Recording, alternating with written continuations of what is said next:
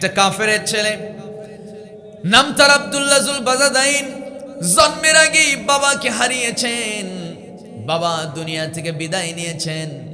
আমার বন্ধুগণ, চাচা তাকে মানুষ করেছেন, চাচার কাছেই বাবার সম্পদগুলো গচ্ছিত ছিল। চাচা তাকে ছোট থেকে মানুষ করেছে। ওই আব্দুল্লাহ জুল বাজাদাইন একদিন নবীকে বলছেন, ইয়া রাসূলুল্লাহি, আপনার কাছে থেকে আমি যা বুঝলাম, যা শিখলাম, সত্য দিন, সত্য ধর্ম কেবলমাত্র ইসলাম। আমার পরিবার, আমার বাপদাদা, চাচা, তারা যে বহু মূর্তির পূজা করে, বহু খোদার অনুসারী, কিন্তু খোদা তো কেবলমাত্র একজন, যা আপনার কাছ থেকে শিখেছি। আর দেরি করতে চাই না, দয়া করে আমাকে কালেমা পড়ায় দেন, আমিও ইসলাম গ্রহণ করতে চাই। 16 বছর বয়সী এই কিশোর সেই সাহাবী আব্দুল্লাহ জুল বাজাদাইন যখন নবীকে এই কথা বলছে, আমার নবীজি বলেন, আব্দুল্লাহ, তুমি তো ভালো করেই বোঝো, তোমার চাচা কিন্তু আবু জেহেলের ডান হাত। আবু জেহেল কোন হাত? ডাইন হাত। আমার বন্ধুগণ, নেতারা মূল নেতা যারা, তারা যা করে তার চাইতে স্যামসারা কিন্তু একটু বেশি উল্টাপাল্টা করে। আস্তে কয়, ঠিক কিনা?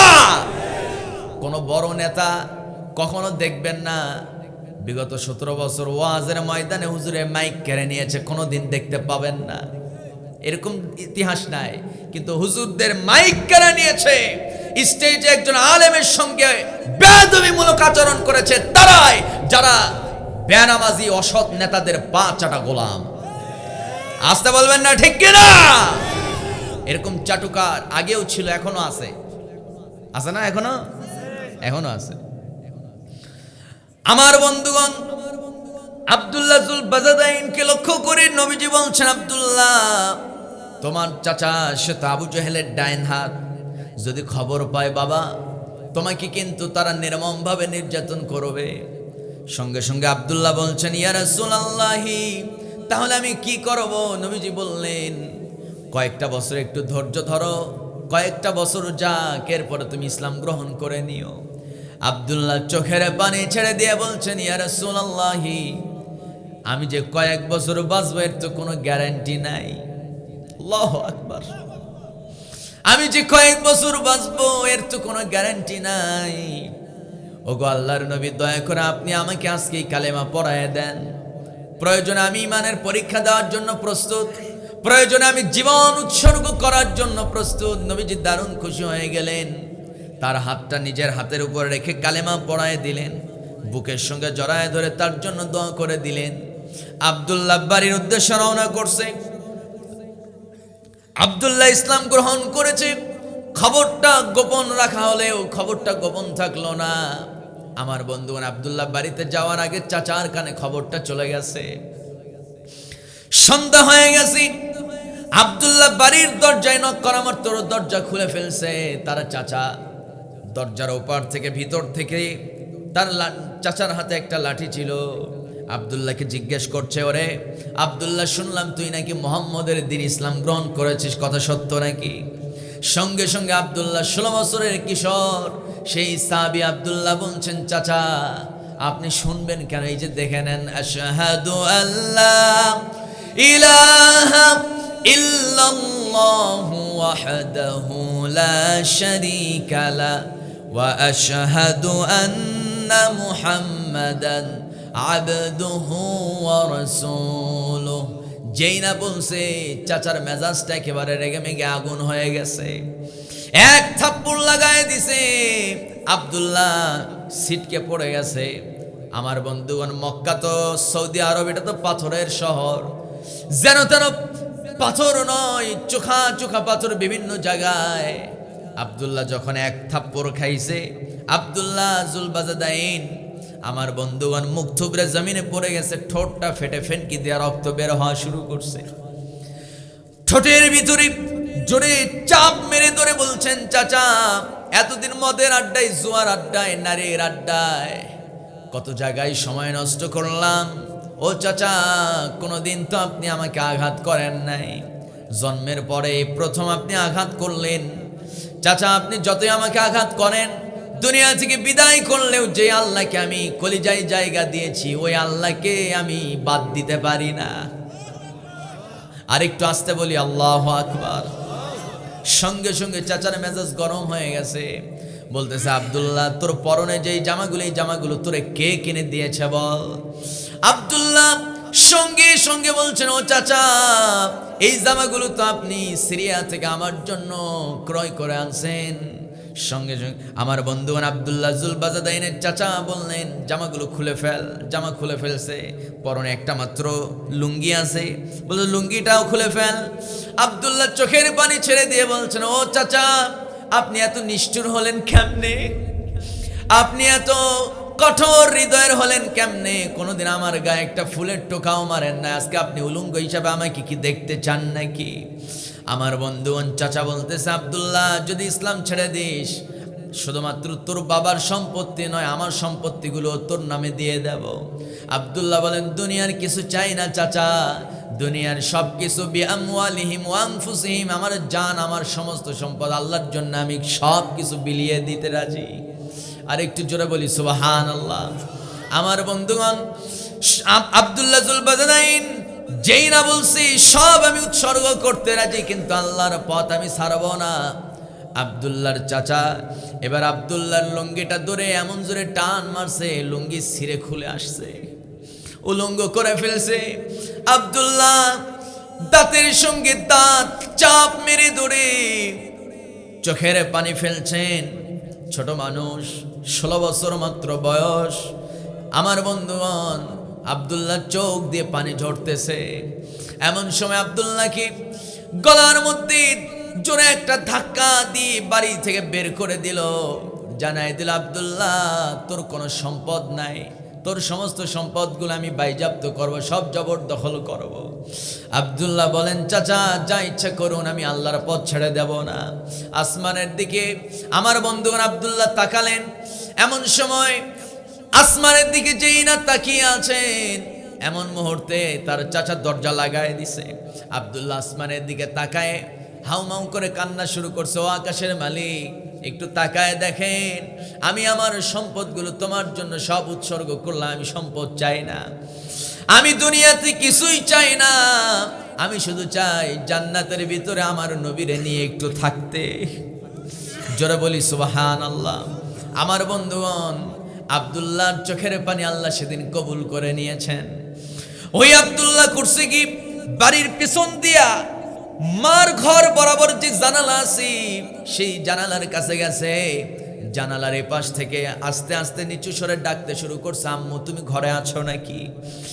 একটু পর মা নিচু স্বরে জবাব দিয়ে বলতেছে, বাবা কি হয়েছে বলো। ও আম্মু আমার তো ইমানের পরীক্ষা শুরু হয়ে গেছে, একটু এক টুকরো কাপড় আছে নাকি আমার দিকে তাকায় না, আল্লাহ আমার উপরে ইমানের পরীক্ষা নিতেছে, এক টুকরো কাপড় দেওয়া যাবে নাকি মা? আমি ওই কাপড়টা দিয়ে কোনো মতো লজ্জা স্থানটা একটু ঢাকতে চাই, এরপরে আমি আমার নবীর দরবারে রওনা করব। আর মা তোমাকে আমি বলে দেই তুমি ওই ইসলাম গ্রহণ করো। মা বলতেছে, বাপ আমি তো আরো আগে ইসলাম গ্রহণ করতাম, কিন্তু তোর বাপ বেঁচে না, ইসলাম গ্রহণ করলে তোর চাচা আমাকে শেষ করে ফেলবে, তবে আমি আজ হোক কাল হোক ইসলাম গ্রহণ করব। কাপড় এক টুকরো নিজের আঁচল থেকে ছিঁড়ে আব্দুল্লাহর জন্য ছুঁড়ে মারলেন। আব্দুল্লাহ সেই সিরা কাপড়ের টুকরোটা দিয়ে কোনো মতো লজ্জা স্থান ঢেকে নবীর দরবারে রওনা করেছেন। আমার নবীর বাড়ির দরজায় নক করলেন মধ্যরাতে। নবীজি দরজা খুলে দিয়া চাঁদনি আকাশের নিচে দেখেন আব্দুল্লাহ, চাঁদের আলোতে আব্দুল্লাহকে স্পষ্ট দেখা যায়। আব্দুল্লাহর পরনে গতকাল যে দামি রেশমির পোশাক ছিল সেই পোশাকটা নাই, আব্দুল্লাহর পরনে ছেঁড়া এক টুকরা জামা, আব্দুল্লাহর চোখের পানি। নবীজি বলেন, আব্দুল্লাহ তুমি কান্না করো কেন? ও আব্দুল্লাহ তোমার সুন্দর জামাগুলো কে ছিনায় নিল? আব্দুল্লাহ জুলবাজাদাইন বলছেন, ওগো নবী ইমানের পরীক্ষা শুরু হয়ে গেছে, তবে আপনি টেনশন করবেন না, আপনি শুধু আমার জন্য দোয়া করেন, আল্লাহ যেন এই পরীক্ষায় আমারে উত্তীর্ণ করে। জোরে কোন সুবহানাল্লাহ। আর একটু জোরে বলি সুবহানাল্লাহ। নবীজি আব্দুল্লাহকে ঘরের মধ্যে ঢুকায় ফেললেন। ঘরের মধ্যে ঢুকায়া পাশের রুমে গিয়া আমার নবীজি হাদিয়া পেয়েছেন নতুন 2টা জুব্বা, আব্দুল্লাহর হাতে দিয়ে বলছেন, আব্দুল্লাহ ওরা তোমাকে বস্ত্রহীন করেছে, আমি তোমাকে বস্ত্রওয়ালা বানায় দিলাম। ও আব্দুল্লাহ ওরা তোমাকে তোমার শরীর থেকে রেশমির দামি পোশাক খুলে নিয়েছে আব্দুল্লাহ, কিন্তু আজকে তুমি বড় ভাগ্যবান, তুমি আখেরে নবী, শেষ নবীর ব্যবহৃত নতুন 2টা জুব্বা তোমার শরীরের পোশাক হয়ে গেছে। একটু জোরে বলি সুবহানাল্লাহ। আব্দুল্লাহ জুল বাজাদাইন দারুণ খুশি হয়ে গেছে। আমার নবীজি আব্দুল্লাহকে বুকের সঙ্গে জড়ায় ধরে আসমানের দিকে তাকা চোখের পানি ফেলতে ফেলতে বলছেন, আল্লাহ তুমি আব্দুল্লাহর রক্ত মাংস কাফেরদের জন্য হারাম করে দাও। সঙ্গে সঙ্গে আব্দুল্লাহ বলছেন, ওগো নবী এটা কি দোয়া করলেন? এমন তো আমি চাই না। আব্দুল্লাহ তুমি কি চাও? আজকে তুমি যা চাইবে আমি আল্লাহর কাছে তাই দোয়া করবো, আল্লাহ কবুল করে নিবে, বলো। আব্দুল্লাহ বলছেন, ওগো নবী আপনি দোয়া করেন আমি যেন জিহাদের ময়দানে যেন শরীক হতে পারি। যুদ্ধ করতে করতে কাফেররা যেন আমার নাক কেটে ফেলে, কান কেটে ফেলে, তারা যেন আমার চোখগুলো তুলে ফেলে, হাত পা কেটে যেন টুকরো টুকরো করে ফেলে, শরীর থেকে যেন মাথাটা বিচ্ছিন্ন করে ফেলে। ও আব্দুল্লাহ এমন দোয়া কেন চাও রে আব্দুল্লাহ? আব্দুল্লাহ জুল বাজাদাইন বলেন, ওগো নবী যখন আমি অঙ্গহানি অবস্থায় টুকরো টুকরো অবস্থা আল্লাহর সামনে হাসরের ময়দানে দাঁড়াবো, আল্লাহ তাআলা আমাকে যখন বলবে, আব্দুল্লাহ তোরা এই অবস্থা কে করলো, এমন অবস্থা কেন হলো, সেদিন যেন আমি আমার আল্লাহকে বলতে পারি, আল্লাহ তোমার জমিনে দিন প্রতিষ্ঠার জন্য, ইসলাম প্রতিষ্ঠার জন্য, ইসলামী রাষ্ট্র ব্যবস্থা কায়েমের জন্য আমি ঈমান এনেছি। আর এই অপরাধে আমি যখন জিহাদের ময়দানে ইসলামী রাষ্ট্র প্রতিষ্ঠার জন্য যখন আমি যুদ্ধ করতে গেছি, কাফেররা আমার নাক কেটে নিয়েছে, আমাকে টুকরো টুকরো করে অঙ্গহানি করে বিদায় করেছে। ওদিন যেন আল্লাহ আমার উপরে খুশি হয়, তিনি যেন আমাকে রহমতের কোলে উঠায় নিয়ে জান্নাতে আপনারা পাশে একটু জায়গা করে দেয়। কি আকাঙ্ক্ষা, কি আশা আমার বন্ধুগণ! দুনিয়ার আশা, তারা দুনিয়ার আশায় তারা বিভোর ছিল না, তারা জান্নাতে চিরসুখে থাকার জন্য তারা বড় অগ্রণী ভূমিকা পালন করেছে, তারা সেই আশায় ব্যাকুল হয়েছিল। নবীজি জিহাদের ময়দানে যাচ্ছেন, ওহদের ময়দানে রওনা করেছেন ঘোড়ার পিঠে। একজন মহিলা 6 মাসের তার একটা ছেলে সন্তানকে কোলের মধ্যে করে নিয়া নবীর দিকে দৌড়ে দৌড়ে আসতেছে। ইয়া রাসূলুল্লাহ, ইয়া রাসূলুল্লাহ একটু দাঁড়ান, আপনার সঙ্গে কথা আছে। আমার নবীজি বলেন, ও মা কি কথা বলো?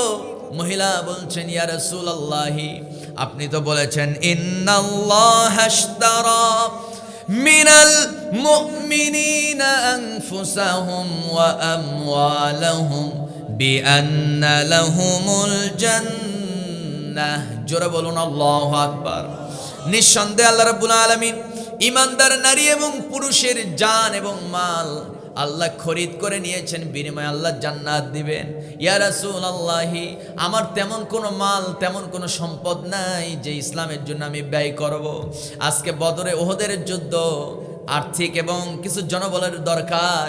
ইয়া রাসূলুল্লাহ আপনি তো আমাকে যাইতে বারণ করেছেন, কারণ সন্তান ডেলিভারি দেওয়া, সবেমাত্র সন্তান প্রসব করা মহিলা, তার শরীর দুর্বল, জিহাদে যাওয়া যাবে না, আপনি বারণ করেছেন। আমি না হয় যাব না, আমাকে না হয় আপনি বারণ করেছেন, কিন্তু এই ছোট্ট শিশুটাকে আপনি নিয়ে যান, অন্তত তাকে জিহাদের ময়দানে যখন দেখবেন আপনাকে শত্রুরা তীর মারা শুরু করছে, ঢাল হিসাবে আমার সন্তানকে ব্যবহার করবেন। আমার সন্তান সেই তীরের আঘাতে দুনিয়া থেকে বিদায় নেবে, আর হাসরের ময়দানে আমি শহীদের মা হওয়ার গৌরব অর্জন করব। একটু জোরে চিৎকার মেরে বলা যাবে নাকি আল্লাহু আকবার? মদিনার রাষ্ট্র এমনি এমনি কায়েম হয় নাই। আমার বন্ধুগণ, মক্কা নগরীতে যারা গিয়েছেন, মদিনায় যারা গিয়েছেন, গোটা দুনিয়া জুড়ে এরকম আমার বন্ধুগণ মদিনা আর মক্কার মতো আমার ভাইয়ের এরকম কনস্ট্রাকশনের কাজ দুনিয়া তার কোথাও নাই। আল্লাহু আকবার। আমার ভাইয়েরা, এতটা কঠিন ইঞ্জিনিয়ারিং প্ল্যানিং ভাবে আমার বন্ধুগণ সেই মক্কা মদিনার কাজ করা হয়েছে, গেলেই প্রাণটা জুড়ে যায়। এই মক্কা আর মদিনা, এই আরব আমিরাত এমনি এমনি কায়েম হয় নাই। মুসলিম নারী, মুসলিম পুরুষ তাদের রক্ত, তাদের জান, তাদের মাল উৎসর্গ করার বিনিময়ে আল্লাহ একটা জান্নাতি রাষ্ট্র আমার নবীকে উপহার দিয়েছেন। আল্লাহু আকবার। আমার বিশ্বাস আমার দেশেও এই বিগত 17 বছরে অন্তত যতগুলো মানুষ শাহাদত বরণ করেছে, রক্ত দিয়েছেন ভারতীয় আধিপত্যবাদের বিরুদ্ধে কথা বলতে গিয়ে রক্ত দিয়েছেন আমাদের শহীদ প্রেসিডেন্ট জিয়াউর রহমান, রক্ত দিয়েছেন ইলিয়াস আলী, রক্ত দিয়েছেন গোলাম আজম, রক্ত দিয়েছেন আব্দুল কাদের মোল্লা, রক্ত দিয়েছেন মতিউর রহমান নিজামী, রক্ত দিয়েছেন শহীদ মরহুম আল্লামা দেলোয়ার হোসেন সাইদি, রক্ত দিয়েছেন আমাদের শহীদ শরীফ ওসমান হাদি, রক্ত দিয়েছে জুলাই বিপ্লবের প্রায় ২৫০০ তরুণ ছাত্ররা। আমার বিশ্বাস আগামীর বাংলাদেশ হবে একটা ইসলামের কোরআনের বাংলাদেশ। জোরে বলি ইনশাআল্লাহ, জোরে বলি ইনশাআল্লাহ। সম্মানিত ভাইয়েরা, সম্মানিত বন্ধুগণ, এজন্য আমাদেরকে সত্যবাদী হতে হবে। কি হতে হবে? কেউ কথা কয় না, সত্যবাদী হতে হবে। প্রকৃত ঈমানদার হতে হলে আমাদের ঈমানটা মজবুত করতে হবে। তাহলে ঈমান যদি কেউ আনতে চায় আল্লাহর প্রতি, তাহলে তাকে কি করতে হবে? আল্লাহ রাব্বুল আলামিন বলেন, যারা পারেন ঈমানে মুফাসসালটা তো অনেকের জানা থাকার কথা, বলেন আমানতু বিল্লাহি ওয়া মালাইকাতিহি ওয়া কুতুবিহি ওয়া রুসুলিহি ওয়াল ইয়াউমিল আখির ওয়াল কদরি খাইরিহি ওয়া শাররিহি মিনাল্লাহি তাআলা ওয়াল বা'সি বাদাল মাউত। জোরে বলুন আল্লাহু আকবার। এক নম্বরে ঈমান আনতে হবে কার উপর? আসতে বলবেন, একটু চিৎকার মেরে বলুন রে ভাই, এক নম্বরে ঈমান আনবো কার উপর? দুই নম্বরে তার কি বলে আমানতু বিল ওয়া মালাইকা, ফেরেশতাগণের উপর। তিন নম্বরে আল্লাহর নাজিল করা কিতাব সমূহের উপর ঈমান আনতে হবে। চার নম্বরে নবীগণের উপর। পাঁচ নম্বরে কিয়ামতের দিনের উপর, আখিরাতের উপর। ছয় নম্বরে ভালো মন্দ তাকদীরের উপর। সাত নম্বরে মৃত্যুর পর পুনরায় জীবিত যিনি করবেন তিনি আমার কে? ওই যে আমরা 7 নম্বরে পুনরায় আবার জীবিত হব, আল্লাহ যে জীবিত করবেন, এই বিশ্বাস যারা রাখে তারাই মুমিন। জোরে কোন সুবহানাল্লাহ।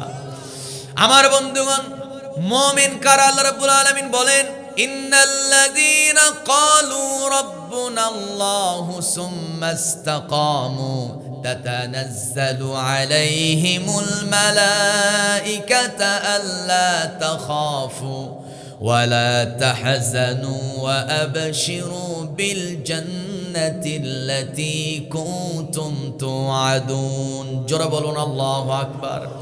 নিশ্চয় যারা বলেছে ক্বালু রাব্বুনাল্লাহ, আমার রবকে, সবাই চিৎকার মেরে বলেন আমার রবকে। যারা বলেছে আমার রব আল্লাহ, আর যারা বলেছে আনি আবুদুল্লাহ, আমার আইনদাতা আল্লাহ, এই ঘোষণা দিলেই হবে না। আমি ইমানদার, এই ঘোষণা দিলেই হবে না। আমি কোরআন বিশ্বাস করি, এই ঘোষণা দিলেই হবে না। আমি নবীদেরকে বিশ্বাস করি, এই ঘোষণা দিলেই হবে না। কোরআন মানতে হবে, আল্লাহর হুকুম মানতে হবে, তবে এই বিশ্বাসটা পরিপূর্ণ হবে। যারা বলুন ঠিক কিনা? আমার বন্ধুগণ, মুখে বললেন কোরআন মানি, কোরআন বিশ্বাস করি, কিন্তু যদি আপনি কোরআনের বিধানের বিরুদ্ধে অবস্থান নেন, যারা কোরআনের বিরুদ্ধে অবস্থান নিয়েছে তাদেরকে যদি আপনি সমর্থন দেন, ঈমান আছে না গেছে? আস্তে কবেন, আছে না গেছে? লাস্ট একটা কথা বলবো, ওযুর ফরজ কয়টা? সবাই কিন্তু কয় নাই, একটু জোরে বলি, ওযুর ফরজ কয়টা? 4টা ফরজ। আপনি 4টার মধ্যে মুখ ধুলেন, হাত ধুলেন, মাথা মাসে করলেন, চিন্তা করলেন যে যাক, আমরা কি বলে যে কি জুতা পরি, এটা শু পরি, লোফার জুতা পরি, বুটের জুতা, চামড়ার জুতা পরছি, ফিতা দিয়ে আবার বাঁধতে হবে, আবার খুলতে হবে, দরকার নাই। আল্লাহ তো খুব রহমান, অনেক বড় দয়ালু।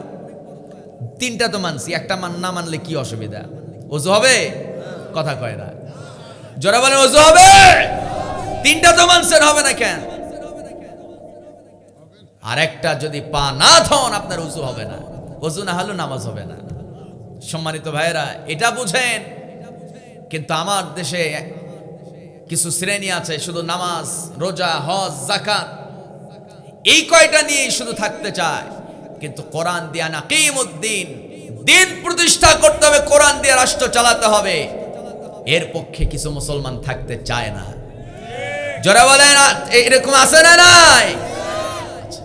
সম্মানিত ভাইয়েরা, সম্মানিত বন্ধুগণ, প্রকৃত ঈমানদার তারাই, কসম আল্লাহ, যারা আব্দুল্লাহ আব্দুল্লাহ যুল বাজাদাইন, খুবাইব, খাব্বাব, আমির হামজা রাদিয়াল্লাহু তাআলা আনহু তাদের মতো বলিষ্ঠ ভূমিকায় বলিয়ান হয়ে যারা আল্লাহর জমিনে দ্বীন প্রতিষ্ঠার জন্য জানমাল উৎসর্গ করে, জীবনের সব কিছু বিলিয়ে দিয়ে যারা জীবন উৎসর্গ করে তারাই প্রকৃত ঈমানদার। যারা বলেন ঠিক কিনা? ওইরকম ঈমানদার হতে চান কারা কারা? দুইটা হাত আমি তাদের দেখতে চাই। মুসলমান, আল্লাহ আমাদের হাতগুলো কবুল করো। সবাই জোরে বলি আমিন। সম্মানিত ভাইয়েরা, সম্মানিত বন্ধুগণ, তাহলে ইন্নামাল মুমিনুনা, সত্যিকারের ঈমানদার তারাই যারা আমানু বিল্লাহি ওয়া রাসূলি, আল্লাহ এবং নবীর প্রতি যারা ঈমান আনে। আল্লাহর প্রতি ঈমান আনা, নবীর প্রতি ঈমান আনা মানে হলো আল্লাহর দেওয়া যত বিধান, নবীর দেওয়া সুন্নাত তরিকা সবগুলো যারা মানবে তারাই আল্লাহকে বিশ্বাস করে, নবীকে বিশ্বাস করে। ঠিক কিনা? 3 নাম্বার হলো আল্লাহর রাস্তায় সম্পদ দিতে হবে। আপনি আল্লাহর রাস্তায় সম্পদ ব্যয় করবেন, আপনাকে দিবে কে? আপনি আল্লাহর রাস্তায় দিবেন, আপনাকে দিবে কে? আল্লাহ দিবেন। সম্মানিত ভাইয়েরা, সুতরাং আল্লাহর রাস্তায় কখনো সম্পদও দিতে হবে, কখনো জানও দিতে হবে। ঠিক কিনা?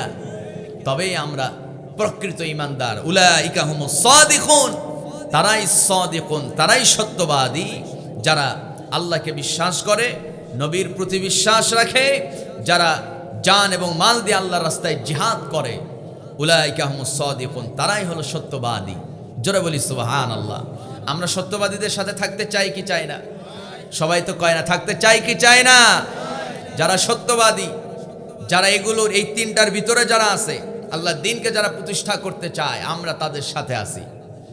সেই দল যদি আওয়ামী লীগ হয়, আওয়ামী লীগের সাথেও আছি। সেই দল যদি বিএনপি হয়, বিএনপির সাথেও আছি। সেই দল যদি জামাত হয়, আমরা জামাতের সাথেও আছি। ঠিক কিনা? আমরা শুধু একটা বৈশিষ্ট্য দেখতে চাই, দলের একটা বৈশিষ্ট্য দেখতে চাই। সেই বৈশিষ্ট্য হলো আপনারা ক্ষমতায় গিয়ে মোটামুটি কোরআন দিয়ে রাষ্ট্র চালাতে পারবেন কিনা। এই নিশ্চয়তা যে দিতে পারবে, আমরা তার পক্ষে আছি। জোরে বলি ইনশাআল্লাহ। আর একটু জোরে বলি ইনশাআল্লাহ। আল্লাহ আমাদের সবাইকে কবুল করুক। আর একটু জোরে বলি আল্লাহুম্মা আমিন।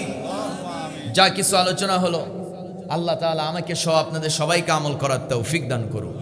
একটু জোরে বলি আমিন। আল্লাহ আমাদেরকে সত্যবাদী এবং সত্যিকারের ঈমানদার হিসাবে কবুল করুক। আসসালামু আলাইকুম ওয়া রাহমাতুল্লাহি ওয়া বারাকাতুহু। সালামের জবাবটা একটু ভিজা ভিজা মনে হলো। আসসালামু আলাইকুম ওয়া রাহমাতুল্লাহি ওয়া বারাকাতুহু।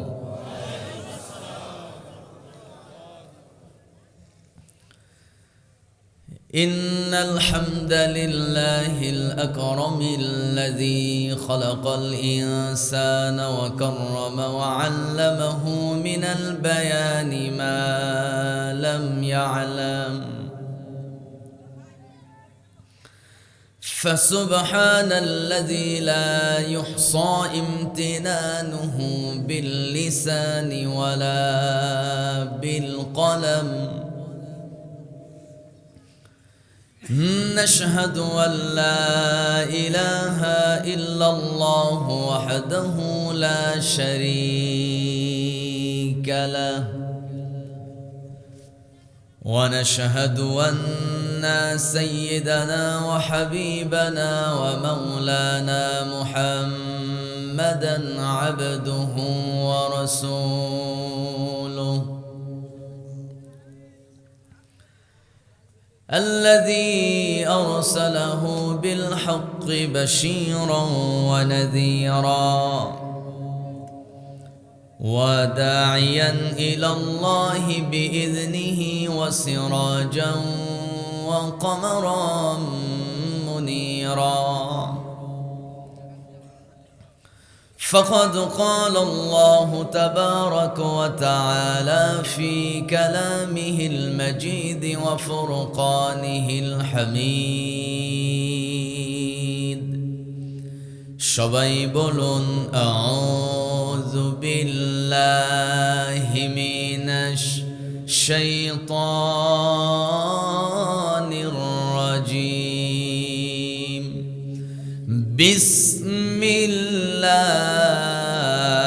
বিসমিল্লাহির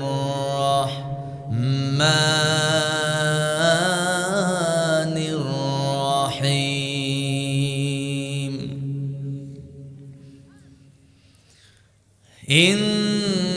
إنما المؤمنون الذين آمنوا بالله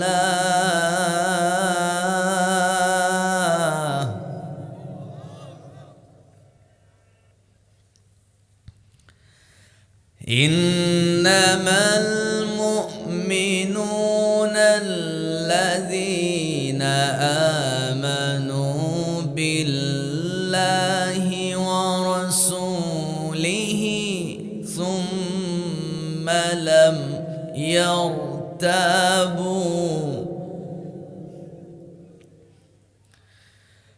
إنما المؤمنون الذين آمنوا بالله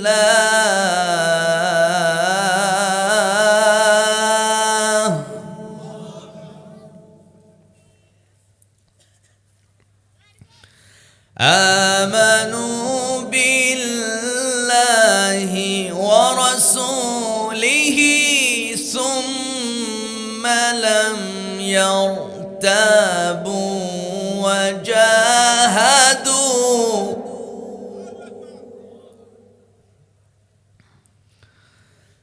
وجاهدوا بأموالهم وأنفسهم في سبيل الله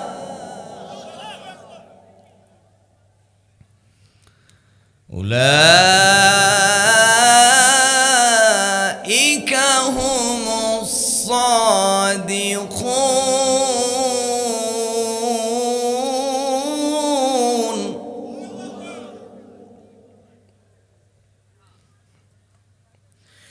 قل أتعلمون الله بدينكم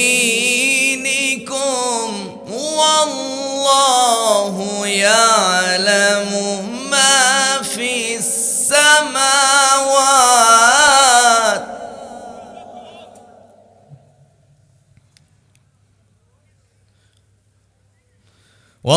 والله يعلم ما في السماوات وما في الأرض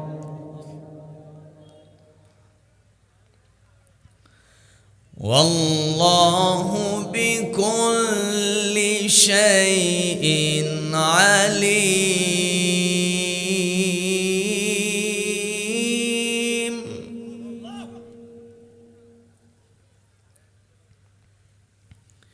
يمنون عليك أن أسلموا قل لا تمنوا علي إسلامكم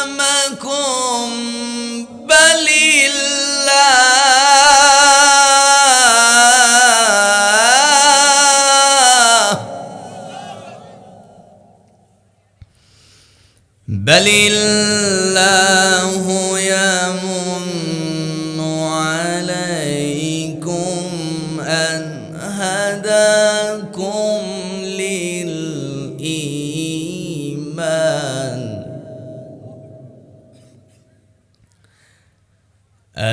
هداكم للإيمان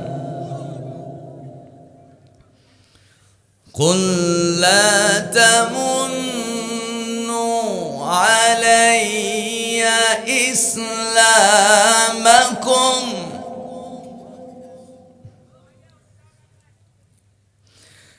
أن أسلموا قل لا تمنوا علي إسلامكم بل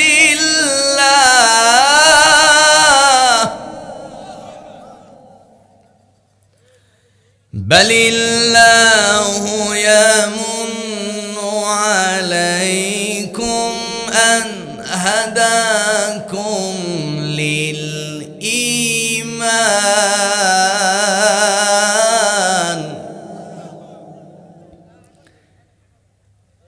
أن هداكم للإيمان إن كنتم صادقين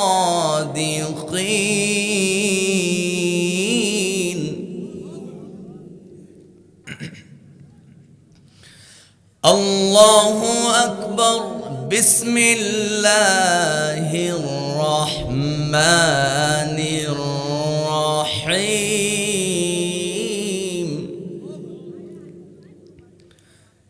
إن الله وملائكته يصلون على النبي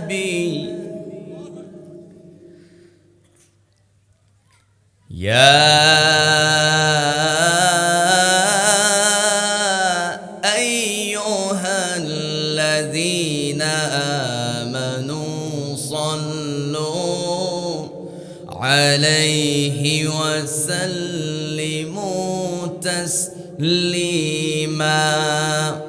اللهم صل على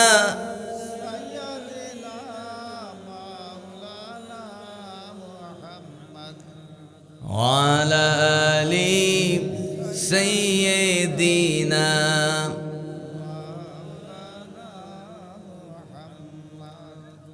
কুড়িগ্রাম অলিপুরের ভাইয়েরা, নবীজিকে আমরা ভালোবাসি কম না বেশি? সবাই কিন্তু আওয়াজ দেয় না, বেশি না কম? তাহলে একটু জবান খুলে নবীর প্রেমে মাতোয়ারা হয়ে একটু উচ্চ আওয়াজে সবাই বলুন আল্লাহুম্মা সাল্লি আলা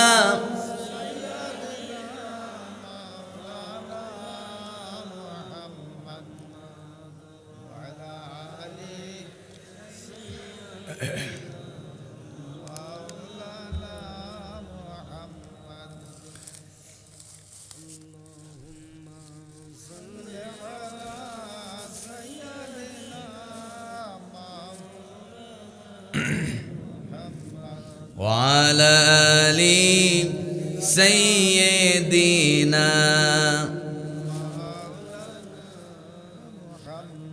রসূল আমার ভালোবাসা, রসূল আমার আলো আশা, রসূল আমার প্রেম বিরহের মূল আলোচনা, রসূল আমার কাজে কর্মে অনুপ্রেরণা। আল্লাহুম্মা